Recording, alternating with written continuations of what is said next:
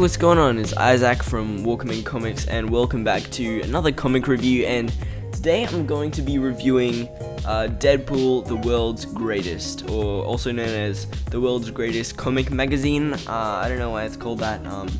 It's kind of weird. Written by Jerry Duggan, and the artists or the pencilers are Matteo Lolli,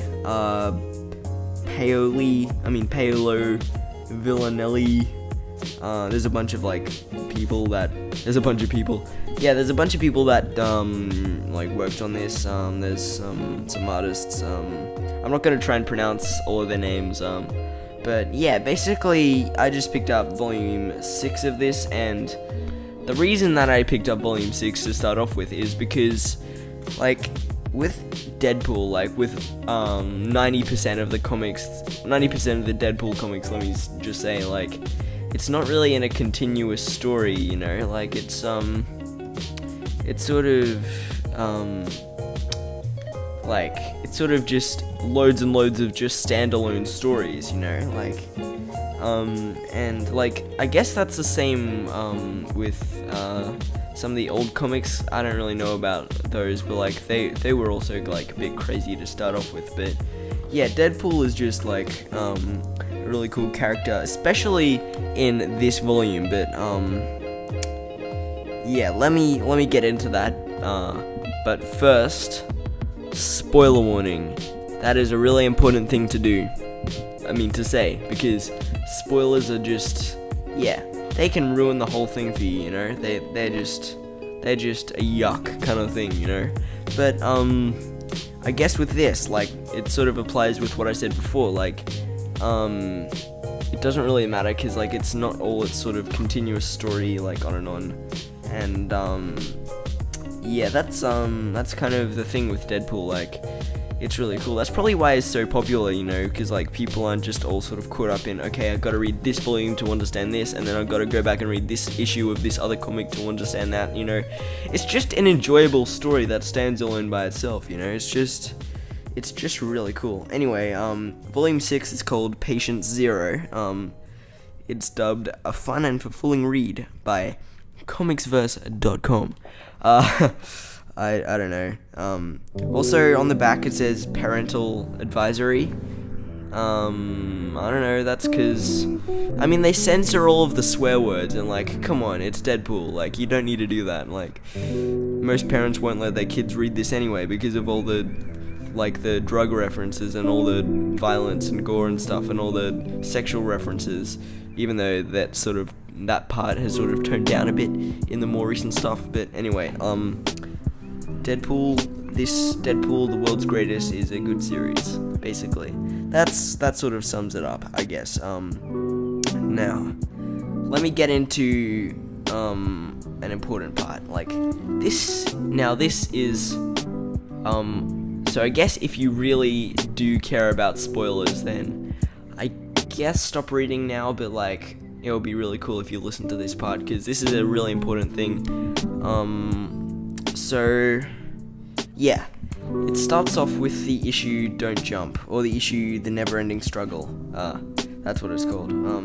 Basically, Deadpool saves a girl from committing suicide, basically, or stops a girl from committing suicide. It just starts off when she's standing on the edge of a building, and Deadpool is just don't jump, basically. That's just one thing. And it's in the yellow sort of text. You can tell that's him that's saying it. Also, another thing I want to point out, with the cover for this issue, it has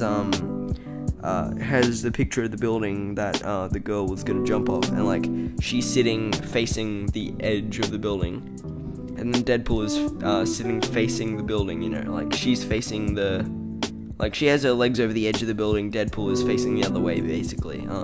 And that's really symbolic, it's kind of cool seeing stuff like that, because she just doesn't care anymore. Deadpool's trying to convince her, there's more to life, I guess that's a good way that I sort of put it into my own words. Anyway, the thing is,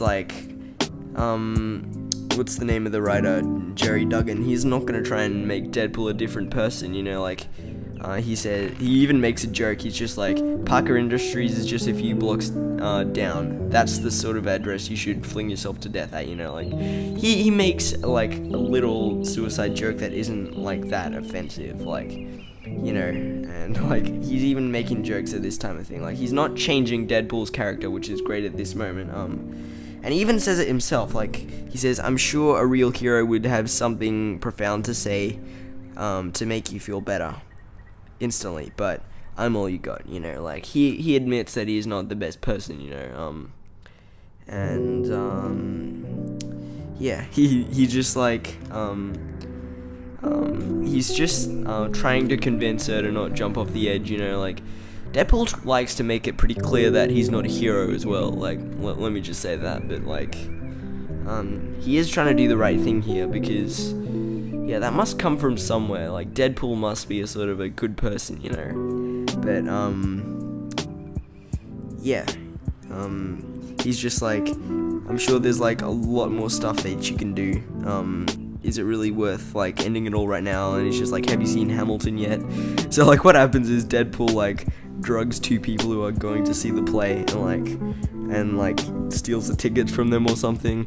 And yeah, they get into they get to see Hamilton basically. And yeah, like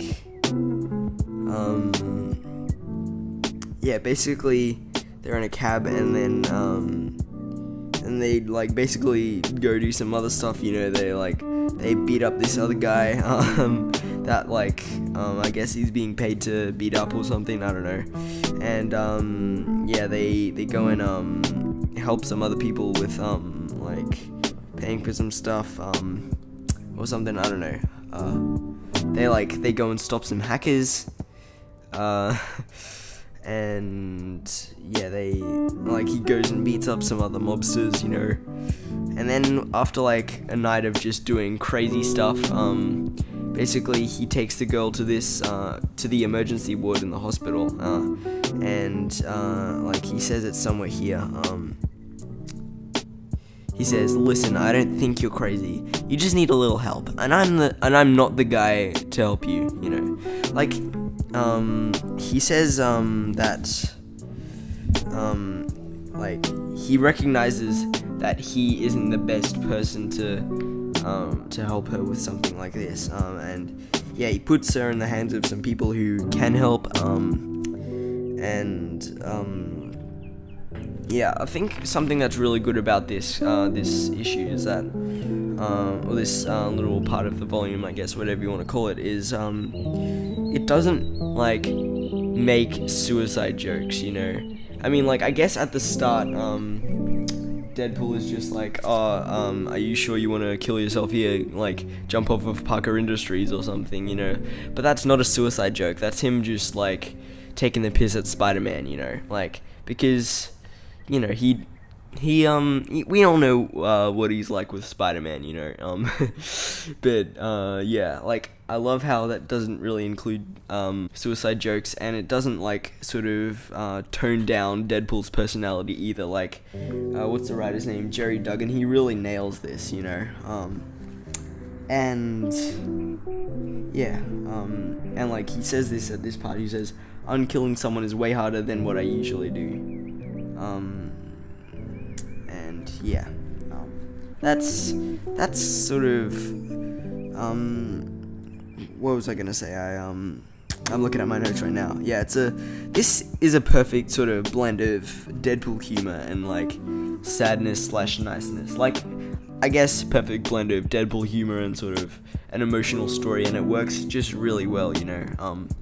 And yeah, it's really heartwarming, you know. Like, it's really nice to see Deadpool like sort of talk someone out of this and like make them like a lot nicer. And I realize I've been talking for almost 10 minutes already. Time flies, you know. Wow. But yeah, after, like, I noticed this, like, I saw this on Reddit, I think, like, after the first issue of the volume, it has this little note from Jerry Duggan, and this isn't in the volume, by the way. I was reading about this and I saw this picture. Basically, what happens is it says that there are all-star heroes that can save a life with a single word balloon. And then there's Deadpool. He'll say something. Will it be helpful? Probably not. I laughed at the thought of Deadpool confronted with a suicidal character. I've spent the last few years trying to do unexpected things with Wade, but even I had to admit that poor character probably wasn't going to make it. I immediately discarded the idea. There are easier Deadpool stories to tell. Then I changed my mind. I had this guilty feeling that I had sold Deadpool short. Besides, funny and sad is my sweet and sour. Maybe this would be a perfect Deadpool comic. I had no idea how he was going to succeed in saving a suicidal character, but I was determined to find out. When I wrapped the script, I also had to admit that I could do no better than Deadpool. Nothing is more frustrating than not having the perfect words when you need them most. That's really what this story is about, when words fail. The good news for you, me, and Deadpool is that we don't need to have the answers. We just need to help make the circuit between the people that need help and the professionals. Immediate help can be found by calling the National Suicide Prevention Lifeline, and he just says it at 1-800-273-8255. Yeah, that's nice that he puts that at the end, you know. And there's a song by Logic that goes by the same name about that, and that's a good song as well, you know. Like, I kind of like that song, you know, but yeah, like he says, it is different from most, I guess, easy to tell Deadpool stories, you know. Like, it's and like, that's really good how like good of a job this was done. But yeah, I guess that's kind of relatable in a way, because I probably couldn't do better than Deadpool either in this situation, you know. But let's be fair, you got to do what you can in this situation, you know. Like, for Deadpool, this was taking the girl to the hospital. For me, it's, well, like, for most people, it's just like putting them in the right direction for someone who can help, you know. And this kind of made my day, you know, reading this comic. It's kind of cool. And yeah, and also, like, something that's nice about this is that both of them, like, are flawed. Both of them have their problems. Like, you could find a superhero like Captain America, like, he's a sort of a perfect character, you know. Like, he'd just be like, don't do that, and then everything's gonna be okay, and your life is awesome and stuff, and then the girl feels better. But that doesn't really hit home as much as a Deadpool story, you know, because, like, this makes it a whole lot better, you know. Like, it sort of speaks to the people that are, like, really struggling in life with this sort of situation, and it also speaks to the people who, like, want to do the right thing and, like, want to help someone, but they feel bad and they can't, like, think of anything to say, and the right words, like don't really come to them, you know. And, like, before this, I had never heard of anyone sort of talk about that same feeling ever, you know. And, like, to read about it in this, that's sort of heartwarming as well, and, like, really nice to find out that someone else has the same little sort of, the same experience as me. And yeah, anyway, I've talked for 13 minutes already, just about that. Wow. I need to quickly rush, so maybe if I rush it'll ruin the tone of the video, I don't know. But yeah, I enjoyed this, and I was enjoying it so much that I read it quickly. Let's just say that, you know. And yeah, it's really easy to understand. You don't need to be a Deadpool fan to understand or enjoy it, because yeah, that also fits into the thing of, like, Deadpool stories sort of standing on their own. Anyway, but it still is, like, a bit more enjoyable that if you know what kind of person Deadpool is, and like what he does. And, like, the only other Deadpool comic I read is Deadpool and the Mercs for Money. That's a good comic, but this sort of trumps that one, because I don't know, it's sort of it's a lot nicer. And yeah, basically I need to talk about some of the other stuff. So spoilers. There's Madcap. He's a virus now, basically, and he's like a parasite, you know, but, like, he sort of comes out of people's chests, you know, or like Like he plants himself in people and like sort of comes out of their chest and like grows into like a sort of a half living person. You know, it's really creepy, but it's really cool at the same time. But yeah, anyway, it starts off after that, and it's just like him and this Hydra agent at Christmas just robbing a jewelry store, and then like he bashes this guy on the head with a gun, and he's just like seasons beatings. I don't know, I just find that really funny, and they're both dressed as Santa Claus, and like they're wearing these Santa Claus masks. I just think it's really funny, and that's sort of going back to Deadpool, you know, but yeah, it's just really funny, you know, and he just steals the Hydra agent's bike and just like gets out of there, and yeah, and then basically it just quickly goes over Madcap's story, like why he wears the suit and stuff, and then it has him on the Hydra helicarrier, not the Hydra helicarrier, the Shield helicarrier, and he's talking to this lady called Preston who works there. I think that's her name, but yeah, they're basically talking about, I think, and yeah, what happens is he like gets, this is really funny, like he gets in one of the jets, like on the helicarrier, and like to get out of there, he just activates the ejector seat while he's in the jet, and it just like shoots him up into the air, and like he just parachutes down. I think that's just really funny, just like, just leaves, and he messes with this sort of movie trope where he's just sitting in the jet and he has his thumb up like that, like he's about to fly off, and he's just like, sorry, I can't hear when I thumbs up, you know. Classic Deadpool again, going back to that.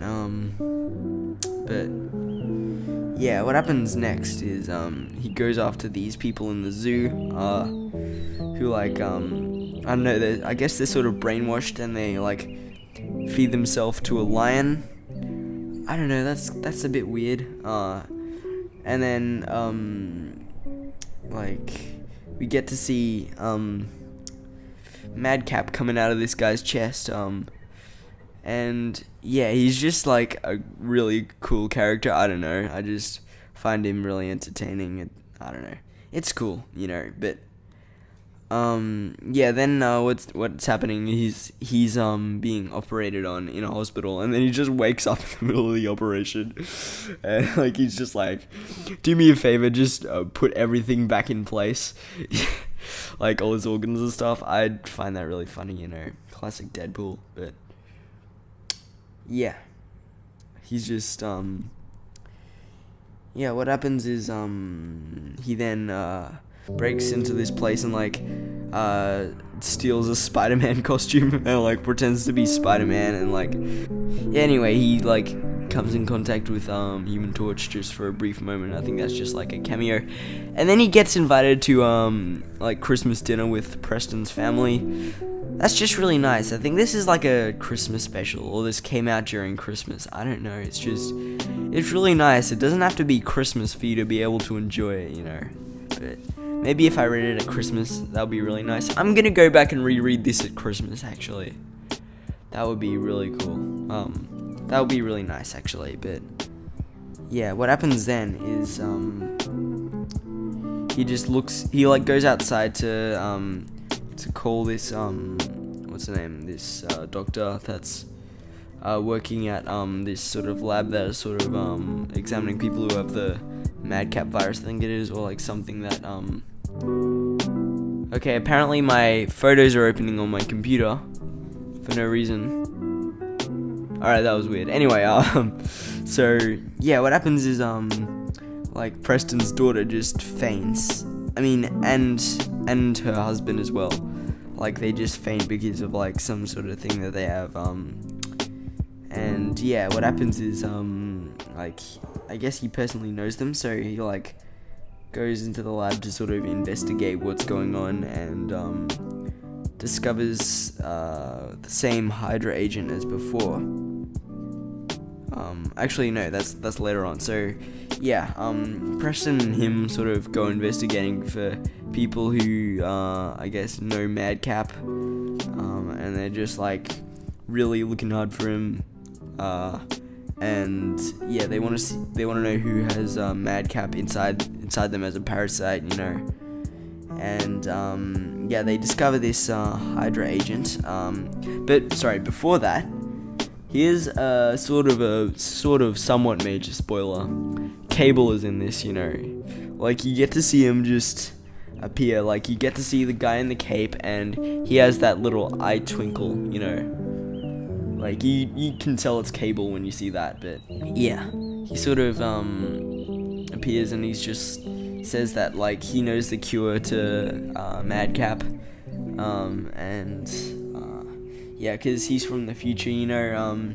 But yeah, it's really cool to see Cable in here. But anyway, yeah, what happens is he thinks he knows the cure, and then they go to this what's the name, Hydra base, and notice this agent. I think it's the same guy that was robbing the jewelry store with Deadpool earlier on. But yeah, he has Madcap in him, and he basically burns the place down and like fights him and stuff. And yeah, he's still hiding, but yeah, Preston's family is all safe. And then next there's this Deadpool 2099 story, which is really cool, you know.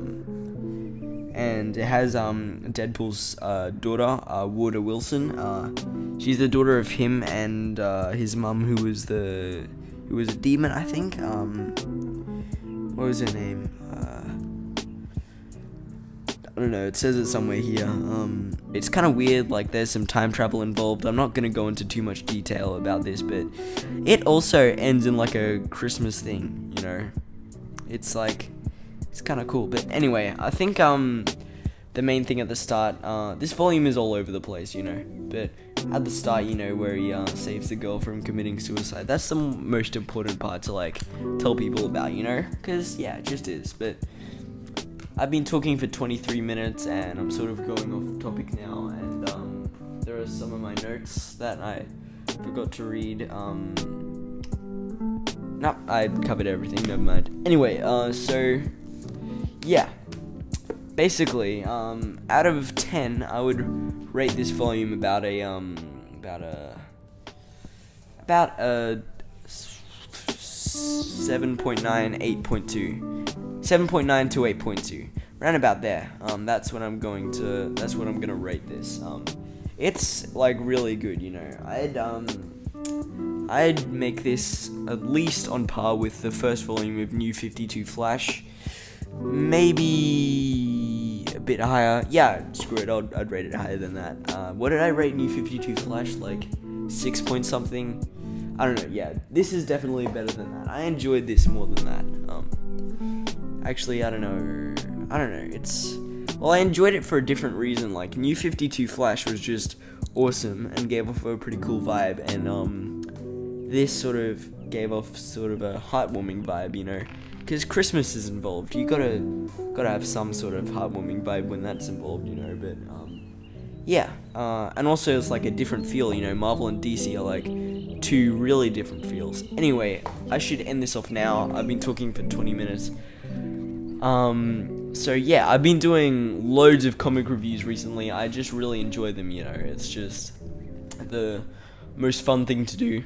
Actually, the podcast is the most fun thing to do, but yeah, it's just been really tough recently. But like, yeah, like I said before, when the podcast comes back, we're going to be on top of the game.